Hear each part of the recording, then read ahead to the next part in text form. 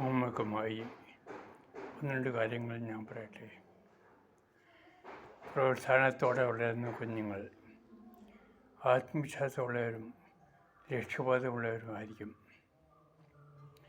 അംഗീകാരത്തോടെ വളരുന്ന കുഞ്ഞുങ്ങൾ സ്വയം മതിപ്പുള്ളവരായിരിക്കും. ശാന്തമായ സ്ഥിരമായ അന്തരീക്ഷത്തിൽ വളരുന്ന കുഞ്ഞുങ്ങൾ മനസ്സിൽ ശാന്തിയുള്ളവരും സ്നേഹമുള്ളവരുമായിരിക്കും.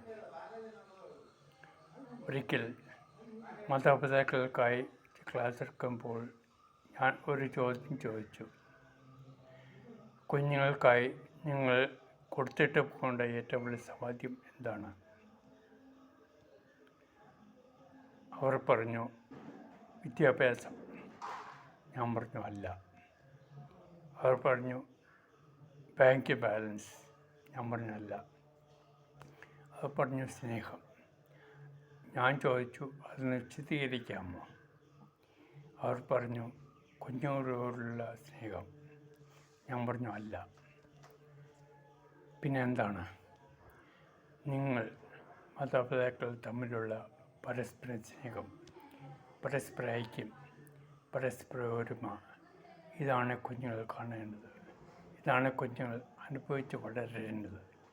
ഇങ്ങനെ വളരുന്ന കുഞ്ഞുങ്ങൾക്ക് ആത്മവിശ്വാസമുണ്ടാകും, ഉത്തരവാദിത്വബോധമുണ്ടാകും, പരസ്പര സ്നേഹമുണ്ടാകും, ലക്ഷ്യബോധമുണ്ടാകും.